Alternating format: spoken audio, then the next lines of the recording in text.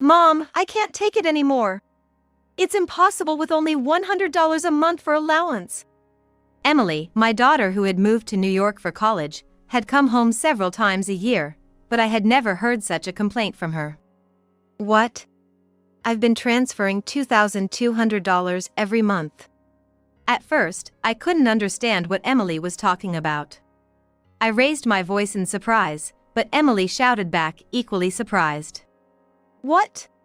$2,200? Could the transfer have gone to the wrong account? No, that couldn't be. If the transfer had been wrong, I would have heard from my sister-in-law and her husband. The monthly allowance was actually being transferred to their account. Considering Emily's busy college life and the possibility of her forgetting to pay rent, I had been transferring the combined amount for her living expenses and rent to my sister-in-law's account. They were supposed to hand over $1,600 to Emily after deducting rent. Emily, crying on the phone, wouldn't lie about such things. No way! A thought crossed my mind. One I didn't want to consider, but it seemed the only explanation. After ending the call with Emily, I hurried to a certain place. My name is Julia, 47 years old. Currently, I work part-time at a local supermarket. Since marrying my husband, Jeff, we had 2 children. Our son, Chris, is 23 this year. Emily, our daughter, is 20 and currently studying at a university in New York. Emily has always been a bit scatterbrained and lively, so I never imagined she would get into one of the top universities in New York. Unlike Emily, Chris was always serious and good at his studies from childhood, but he's almost in a state of seclusion now. The trigger for his seclusion was failing his college entrance exams. Chris, being introverted, had few friends and took pride in being more academically inclined than his socially active sister, Emily. He always told himself, studying is more important than playing for the future. He might have also harbored a feeling of not wanting to lose to Emily, who was enjoying her youth. Despite maintaining top grades in high school, Chris failed his college entrance exams. Everyone thought his admission was a sure thing, so the shock was tremendous for him. He couldn't understand why he failed. On the day of the results, expecting his success, we prepared a lavish meal and waited for his return. But the moment he came back, I knew something terrible had happened. He had a look of despair I had never seen before. Since then, Chris barely left his room. He's not aggressive towards us and communicates when necessary. But he shows no intention of working. Whenever we bring up employment, he shuts down. Emily, witnessing Chris's failure, seemed to have put in her own effort in her way. She studied diligently in secret, balancing it well with her leisure time. She had a clear dream of becoming a teacher and aimed for a prestigious university for that purpose. She succeeded. Much to the astonishment of Chris, who couldn't believe it. Though not on bad terms, Emily's university acceptance seemed to have accelerated Chris's withdrawal. With Emily living in a dorm in New York and Chris in seclusion, our family's finances were stretched thin, even with my husband working. Having been a stay-at-home mom for many years, I decided to start working at a local supermarket due to these circumstances. Having never worked outside since getting married, everything felt new and challenging. But I had no choice but to work hard for my kids.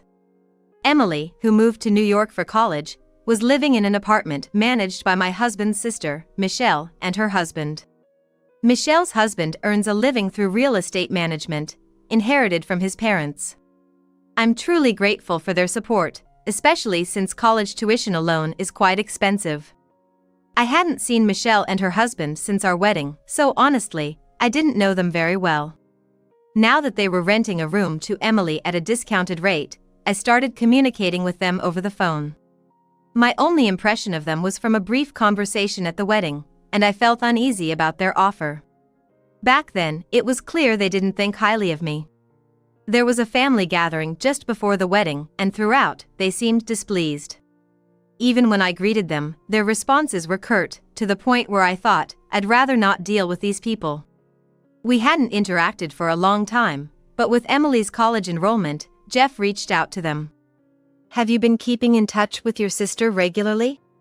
I asked Jeff, feeling anxious, but his response was vague. Yeah, we chat occasionally, and I trust my sister completely. It was obvious they weren't in close contact, but Jeff seemed to have a lot of trust in his sister. Not wanting to sound bitter, I agreed to accept their offer. Emily, too, seemed apprehensive about relying on an aunt she hadn't met, but she couldn't complain. She readily agreed to our suggestion. Once Emily started living in Michelle's apartment, Jeff started receiving frequent calls from his sister. I thought she was just concerned about Emily. But listening to their conversations, it didn't seem that way. She's just nervous because she hasn't seen you guys in years. Can you cut her some slack? It appeared Michelle and her husband were displeased with Emily's behavior. But what did they expect from Emily, their niece? Since Emily herself didn't complain, I assumed they were only venting to Jeff, but my anxiety grew day by day. Can I really trust these people with Emily? I subtly asked Jeff if Emily was getting along with them, but he always evaded the question. Emily wouldn't tell me the truth out of consideration, so all I could do was trust Michelle and her husband. But that trust was soon betrayed. One day, when Jeff and I were shopping at a department store, I was buying groceries while Jeff wanted to check out a different floor. Seeing no reason to object, I let him go. I finished shopping earlier than usual and went to look for Jeff on the second floor. Just as I was about to call him, I saw him in a high-end brand store. What's he doing? I wondered, feeling uneasy. I approached him and asked, "What are you doing here?" Startled by my sudden appearance, Jeff looked visibly flustered. Well, it's just that. He seemed to have bought something, and a salesperson was packing the item. Could you please confirm the shipping address? Upon questioning Jeff, I learned that the purchase was for Michelle. She's taking care of Emily, and she insisted on a gift, he explained. Appalled, I immediately suggested moving Emily to another place. But Jeff refused, saying it would be disrespectful to Michelle and her husband. Fortunately, Emily seemed unharmed, and Jeff pleaded, "Let's just see how things go a little longer." Overwhelmed by his earnestness, I agreed to maintain the status quo. About a year after Emily started college, a phone call from her revealed a shocking truth. Mom, I can't take it anymore. Surviving on just $100 a month allowance is impossible. I had heard nothing like this from Emily, who had come home several times a year. What? I'm transferring $2,200 every month. Initially, I couldn't understand what Emily was talking about. I blurted out in shock, but Emily, not to be outdone, yelled back. What? $2,200? Could the transfer have gone to the wrong account? No, that couldn't be. If it had, my sister-in-law and her husband would have contacted us. I was transferring the monthly allowance to their account because, with Emily's busy life at college in New York, forgetting to pay rent would be disastrous. So, I had been sending the combined amount for her living expenses and rent to them. They were supposed to give Emily $1,600 after deducting the rent. Emily, crying on the phone, couldn't be lying. She must have been living on the edge. I hurriedly transferred a few $1,000s to Emily's account, even before verifying the facts with my sister-in-law. But there was someone else I needed to talk to before that. My son, Chris. He's the one who's been making the monthly transfers to Emily. Although Chris has been mostly confined to his room, I had asked him to do the transfers, so he would occasionally step outside. I trusted him with this important task, hoping it would be meaningful for him. I couldn't imagine Chris stealing the allowance.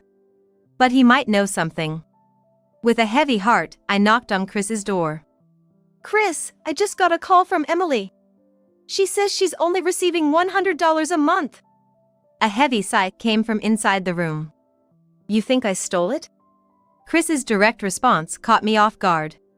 Sensing the slight doubt I had harbored, I hastily denied it, but Chris didn't respond further. That night, when Jeff came home, I immediately shared this puzzling situation. That's it. I need to have a serious talk with Chris. Jeff seemed convinced Chris had stolen the money. probably thinking it made sense given Chris's reclusive state and lack of income. Packages, likely bought online, were frequently delivered to Chris. Jeff suspected these were bought with the money meant for Emily. It's not decided yet, is it? Can you please contact your sister to see if she knows anything? I asked, wanting to believe in Chris. Jeff seemed to think I was suspecting his sister and responded irritably. You think my sister stole it? If you're so sure, why don't you call her yourself? Feeling it was pointless to continue discussing with Jeff, I decided to contact my sister-in-law. When I told her about Emily's call, she reacted so dramatically that it almost seemed exaggerated. What? You're transferring $2,200? I'm only getting $700 a month. She should have been receiving $600 for rent, so her reaction made me question why she hadn't found it strange that Emily was only receiving $100. Jeff said your son is the one making the transfers, right? From her tone, it was clear she suspected Chris had taken the money. Indeed, I ask my son to make the transfers every month, but there's no way he would do anything to trouble his sister. I was angered by her insinuations and blurted out defensively. So what are you saying? Are you accusing us of stealing the money you sent? She was furious one moment and then abruptly hung up the phone the next.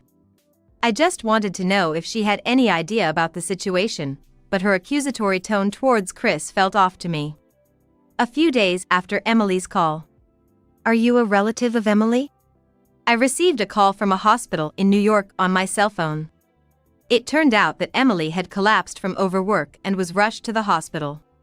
Though they assured me her life wasn't in danger, I hurried to her side after getting the call. Led by a nurse, I entered Emily's hospital room and saw her lying there, much more gaunt than before. Mom, I'm sorry for worrying you. She whispered weakly, forcing a smile for me. After the call, I had transferred some money to her, but it seems her previous overexertion had caught up with her. She told me she had been working night shifts after college classes every day. With just $100 from my sister-in-law, she couldn't even cover her utility bills, let alone food and transportation expenses. Why didn't you say anything when you came home? I asked through tears. But Emily simply said she didn't want to worry me. Had my sister-in-law Michelle not noticed Emily's condition over the past year? Shouldn't she have shown some concern? Although I had been grateful to Michelle and her husband for providing a cheap room, my gratitude had now turned to anger. I explained to Emily that I'd be staying in New York for a bit and then headed straight to Michelle's house. When I rang the doorbell and announced myself, Michelle seemed surprised to see me. Well, yeah, collapsing from just $100 a month isn't surprising, she said with a laugh when I told her about Emily's condition. Aren't you concerned? Didn't you notice anything odd about Emily? I demanded, unable to contain my anger. Who do you think you are? Blaming us? Do you realize who's been allowing your daughter to live? With a ferocity as if she was about to lunge at me, my sister-in-law yelled. I had felt something was off during our phone conversation, and now it was clear. It seemed like she had something to hide and was getting defensive when accused, which couldn't be helped. First of all, your good-for-nothing son. It's obvious he's been stealing the money. And you're blaming us? Do you have any proof? Michelle insulted Chris and ended our conversation abruptly, slamming the door in my face. I stayed in New York for a while to watch over Emily. During this time, I told her about the allowance and that Chris was responsible for transferring it. Aunt Michelle says my brother stole it? No way, Chris would never do that. Listening to her, I realized Emily had been suspicious of Michelle and her husband's actions since starting college. She thought it unlikely that I would only provide a $100 allowance, but was too afraid to bring it up, fearing a mistake. My heart ached for her consideration. A few days later, after all the tests confirmed there was no serious issue, Emily's color improved and she was discharged. I'm sorry for all the worry, but I'm fine now. Despite her lingering distrust towards Michelle and her husband, Emily was also worried about Chris. Indeed, I was concerned whether Jeff had said anything to Chris, accusing him of theft.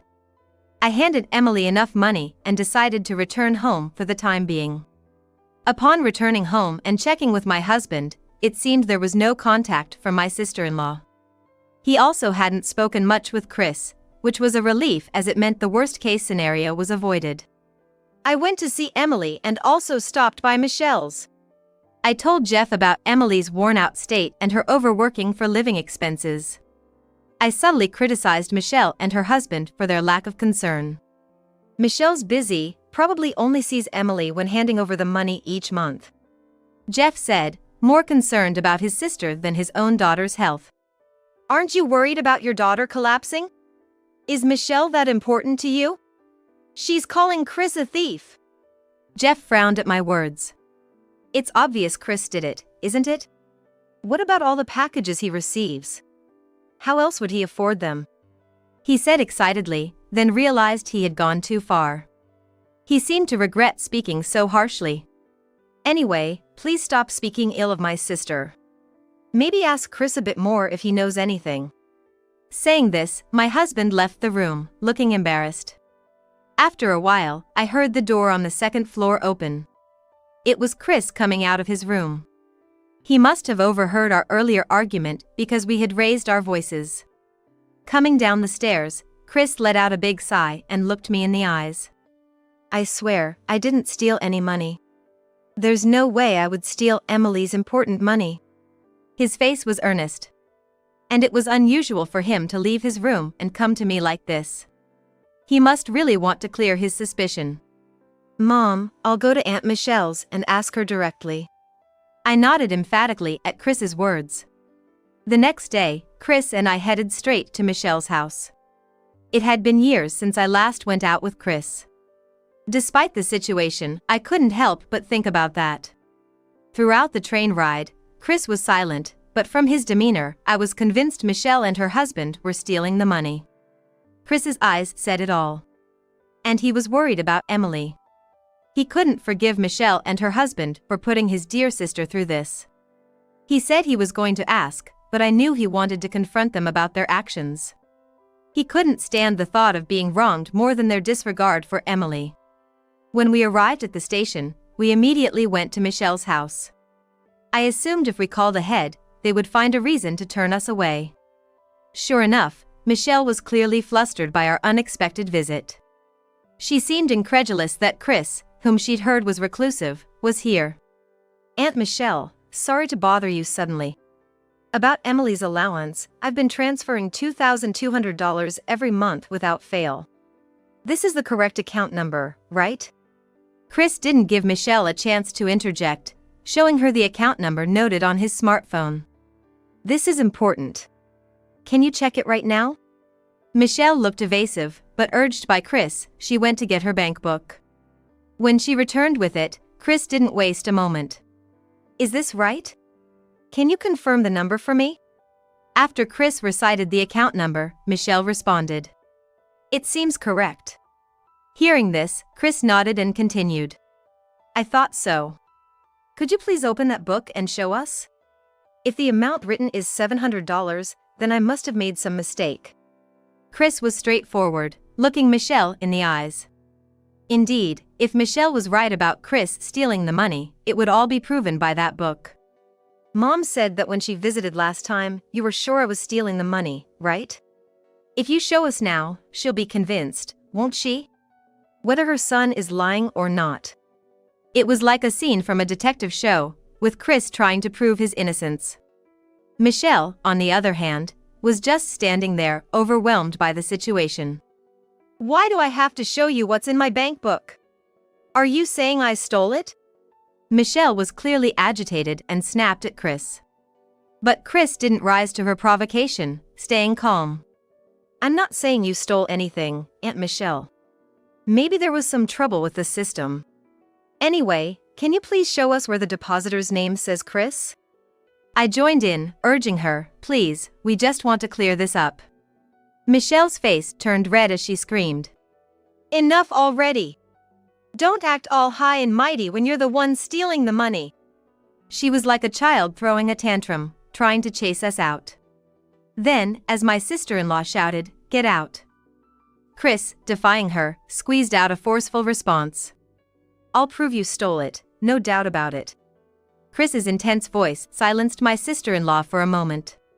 Seeing this, Chris said, "That's enough for today," and turned his back to her. I followed Chris without a word, unable to speak. Chris! Wait, Chris! When I looked at his face, it was distorted with frustration. He was upset about not being able to prove his innocence. I shouldn't have spoken to you like I doubted you. But listen, I don't think you stole anything anymore. I said this firmly, apologizing wholeheartedly to Chris. In response, as if answering my words, he muttered, "I know." I suggested visiting Emily, who was recovering. But Chris, still unable to prove his innocence, probably felt he couldn't face her. "Can I go home first?" he asked, then headed towards the station alone. After visiting Emily, I returned home later than Chris. He had returned before me and was holed up in his room, as usual, trying not to be noticed by my husband. Jeff too seemed embarrassed since then, avoiding both me and Chris. Pretending to bring food, I entered Chris's room. I'm sorry, I couldn't do more. Emily's feeling better now, so don't worry. Hearing about Emily's recovery, Chris seemed relieved and opened up. I'm sorry for always causing worry. I've been doing some work online bit by bit, but I couldn't bring myself to say it. His confession surprised me, and I let out an involuntary sound. Listening to Chris's story, I slowly understood what he meant. Years of being a recluse would naturally make people suspect me of stealing, he said with a self-deprecating laugh. To prove where the money for his packages came from, Chris revealed his secret. After failing his exams, he had initially escaped reality, doing nothing. But then, realizing he couldn't continue like that, he started self-studying programming and design. Chris, a quick learner and studious by nature, had grown to the point where he could earn money with these skills over the past few years. I'm still an amateur, so I was going to tell you when I could make a living out of it. Tears naturally flowed as I listened to my son's unexpected confession. Seeing me cry, Chris laughed, saying, "Don't cry, it's all right," but I knew he must have felt guilty inside. Shaking off his own insecurities, Chris spoke up again. There's something else I want to talk to you about, Mom. And so he began to speak with conviction. That's why I came here. The next day, in our living room, sat my sister-in-law, Christy. The content of Chris's conversation from yesterday was about another aunt of his, Christy. After his exam failure, Christy, who had always been close to Chris, showed more concern for him than even we did. His interest in programming started under her influence. Hearing about Emily's allowance issue, Chris first consulted with Christy. She had always known about the bad blood between Christy and my sister-in-law Michelle. Unlike my husband Jeff, who had absolute trust in Michelle, Christy didn't trust her. She was close enough to visit our house occasionally, but hated Michelle. Indeed, Christy had always been very helpful to me, more straightforward than Michelle. Christy suggested framing Michelle to make her confess. He seemed lively and happy around Christy, a rare sight for me. Grateful to Christy for making Chris this happy, I felt I couldn't thank her enough. That jerk, making my dear nephew and niece suffer like this. I'll expose her soon, Christy said, eager to teach Michelle a lesson, as she and Chris enthusiastically planned together. Without Christy, I shudder to think what might have become of Chris. Watching them, I felt conflicted as a parent, but I had no choice but to rely on Christy's plan. We readied ourselves and decided to confront Michelle again the next day. I was determined to make her regret insulting my dear son. Containing my eagerness, we prepared for the next day. The following day. Did Jeff suspect anything? Christy asked while munching on her lunch in the train heading to Michelle's house. Fortunately, Jeff seemed his usual self, unaware of our plan. I was worried he might side with his sister if he found out about our plan at this stage. He cares about Chris and Emily, but for some reason, he can't stand up to his sister. According to Christy, their relationship has always been like that. It's not so much about trust or admiration, it's more like he can't defy her, she said with a sense of resignation. Compared to my serious and dull husband, Christy was bright and carefree. She grew up seeing her sister-in-law bossing around her brother and was determined not to end up like that. Christy is still single and makes a living as a freelancer. Though Chris had failed his exams, seeing Christy living independently and on her terms must have inspired him not to give up. We enjoyed our time together, but soon we would be arriving in New York.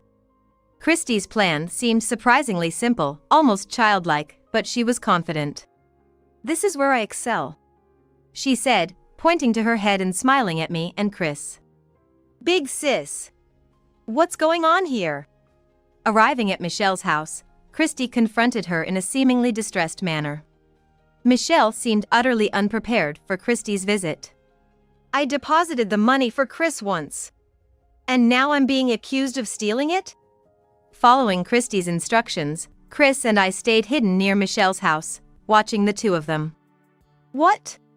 Why would you make the deposit for Chris?" Michelle asked, her anger evident. "Because I live nearby. Unlike Chris, I keep proper transaction records." At her words, Michelle's face turned pale. "What do you mean by that? Are you also saying I stole it?" Christy wouldn't let her get away with playing dumb. "So where did the $1,600 go?" "Never mind, I'll take the transaction records and go to Jeff." As Christy turned to leave, Michelle immediately shouted, Wait. Just wait a minute. I understand. Christy's plan worked perfectly, and Michelle took the bait. "Say I was told by Chris to let him take some of the money for himself. It's obvious Jeff will believe me over a reclusive son." At that moment, Christy grinned mischievously. "Big sis, are you admitting that you stole Emily's money?" Michelle, thinking Christy was shaking her down, clicked her tongue and responded, "As usual with you. It's obvious, isn't it?" It was indeed as we suspected. Watching this exchange, Chris burst out, "So, you were the one who stole it?" Michelle was taken aback at the sudden appearance of Chris. "What are you doing here?" Confused, she looked at Christy standing nearby, who couldn't help but burst into laughter. "Big sis, you're so naive. You've always underestimated us, and that's why you were tricked so easily." Christy then turned serious and pulled out her phone. "Just so you know, I recorded our conversation." Michelle glared at Christy resentfully, then turned to plead with me and Chris. "I'm so sorry. I never meant to trouble Emily. It was just a moment of weakness, Chris, I'm sorry for saying such terrible things to you." Michelle suddenly burst into a tirade and then, right there, she knelt down and apologized to us. "Stop it, sis. It's embarrassing. I'll report this to Jeff, so just wait.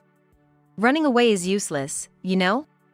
Stunned by Christy's words, my sister-in-law began to sob right there. Urged by Christy's "let's go," Chris and I decided to leave the scene.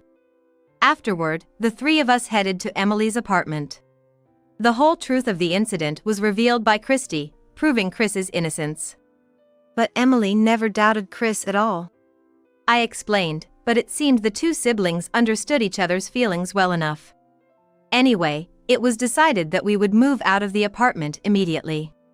Due to the hardships of the past year, there was hardly any luggage in the room.